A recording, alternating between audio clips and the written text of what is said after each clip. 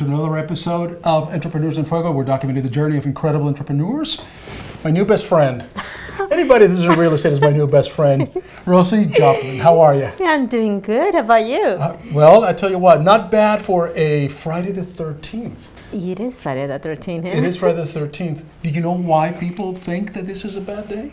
No. Why? Well, I'll tell you why. Because a lot of people think in terms of completeness, right? There were 12 apostles, there were 12 tribes of Israel, and just anytime you go back to, the early days of Christianity and so forth, the number 12 was very, very key. And as we move forward into the present, people start equating any number that was not 12, closer to the 13th, as being of a bad omen and stuff. Oh, interesting. Yeah, so very interesting, no 13th floor, no 13 anything. No 13 anything, and then that's how it developed. But to me, though, I flip it around and I say, I am the luckiest man alive today because you are here.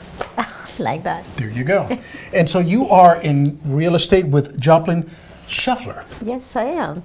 There you go. We opened, my partner and I, we opened our real estate brokerage officially this year. We've been in business. This year, 2017. 2017, wow, January. Okay. Oh, wow. Wow. Unbelievable. Yeah, okay. But we've been working together for the last 3.5 years in real estate. He was my partner at the other brokerage I was with, and now we decided to step aside and have our own company. That move, right, to have your own company, that's the ultimate entrepreneurial move. It is. Because you must have calculated a lot of things in your mind, right, before you actually took the jump. Correct, yes. Describe for me, how was that jump? How was that thought?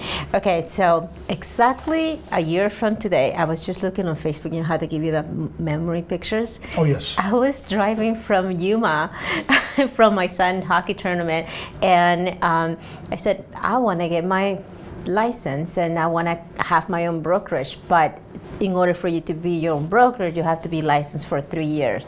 I had a goal.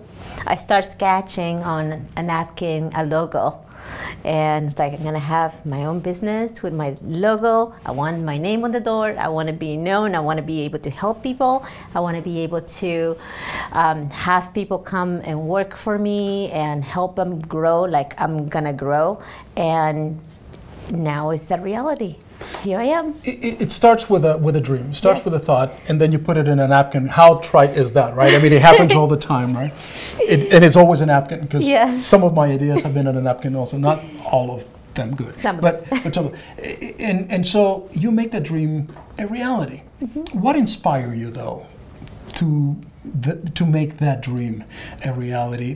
There's something within you that is an entrepreneur, right? There's something that you have a mentor in your family, perhaps, or somebody that you knew that inspired you to take that jump, to take that leap.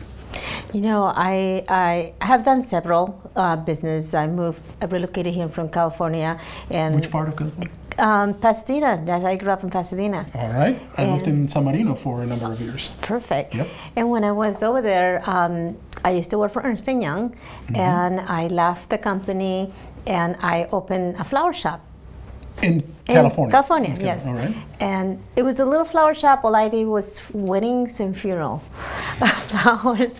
But I got to be known by people that the big hotels wanted me to be their exclusive. So I had the Ritz-Carlton in Pasadena. Sure. I was an exclusive. I had the Calabasas Inn as their exclusive. I did all their weddings. Yes. So it was great. And then I got pregnant with my son, and it was kind of tough being on top of gazebos, doing weddings and stuff. I was like, okay. I can imagine you just being on top of Yes. of gazebos, because that's the kind of character that you have. Very, very, very engaging, very hands-on. So I left that after he was born, and I became a full-time mom. And after he was in first grade, second grade, I decided to do another job, and I opened a business. I sold my flower shop, by the way. I made good money on it. Right. And my other business was a mobile notary. In California, back when the rates were crazy, everybody was like refinancing, buying a house, and I was up and down driving with the documents and notarizing and making a lot of money. And it was fantastic. It was a great job. it was my idea that to be a mobile notary and provide a service to people. But you're seeing probably that as good as a job the mobile notary was, you're seeing the commissions that the brokers that are putting together the transactions are much bigger, Exactly. right? That's what I was leading to. Yes. I was like, right. I want to have that job. I want to Yeah. have those commissions. I want to be able to say, I want somebody to notarize my yes, signature. Exactly. All right. I got it. So when I got my license, not only I wanted to help people find their home. I have a lot of patience when I take somebody out and they're looking for a house. I want to make sure that they're in the right house. Not like, oh, buy this one. I show them 3, like, okay, pick one. No, like I spend weeks sometime. I show them 50 homes until I make sure that they had on the house that they want, like something that they really want, like perfect for them, and they're happy. That is an interesting thing, and that's what's so very good and so cool about what you do, is because not every real estate person would have that philosophy. Most real estate people that I know, they say, all right, I'm going to show you 3 homes, right? Yes. Pick one of these 3, because time is money. Yeah. But you have patience. I have patience. That sets you apart from a lot of people. I can tell you that because I've interviewed a lot of real estate people. And so what type of client are you looking for specifically? And where do you concentrate your efforts in real estate? I go everywhere in Maricopa County. I have sold houses from as far as Buckeye, as south as Santan Valley, and as north as Carefree. So it doesn't matter where. It doesn't matter, yes. You know, that is kind of contrary a little bit from what a lot of real estate agents or brokers do, right? Because they concentrate in a particular neighborhood and they don't go out of that neighborhood, period. Exactly. And in fact, if it is another zip code, they would call somebody else, hey, you got to help this person. But you go everywhere. Is that for a particular reason, or is that a marketing strategy? Explain. If a client calls me that they want a house and they can only afford a house in that specific section, I'm not gonna go like, oh well, you don't deserve my time. Let me like send you to somebody else. Like you're like, I'm out there. Yeah, I'm gonna find it. Like, wait, you want to go right now? Sure, I'll be there. Exactly. How do clients find you? All over. I'm on Facebook. I am on Does Twitter. Facebook give you business? Yeah. Even if people don't know you, do you pay for ads? I do pay for ads. Okay, so I have a business page on Facebook, my personal page. Right. I get clients from my personal page and the business page, my website. Most of all, word of mouth and a lot of referral. My past clients, they have all refer me clients. Last year, we did 65 units that we sold, and we made we grossed about 12 million in sales. The clients that are referring you this business, because you're talking about the referral business, how do you maintain in touch with those referrals? Because those referrals are like gold, right? And you have to treat them like gold. So you just can't just rely on the fact that they're going to pick up the phone and call you or refer your business. You keep in touch with them. I do. How? I do. I always try to send them birthdays reminder, like when their birthdays are, because I make notes. I treat my clients as family. To me, they're like, once I get to know them, because I spend so much time with them, they're part of my family. So I always call them not to the say drunk hello. uncle that shows up on Thanksgiving. Not that part of the family. Yeah, good family. The good family. Right. And every Thanksgiving, because I'm so thankful for them, I do a party for them.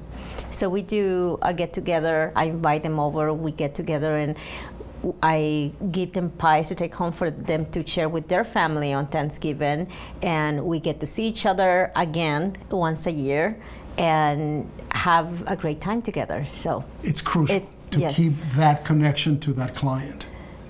Very crucial. Yes.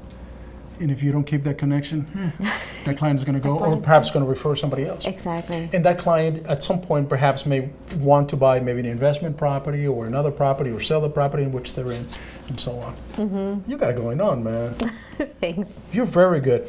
So would you say that for you, marketing then is the key to the success of your business? Yes.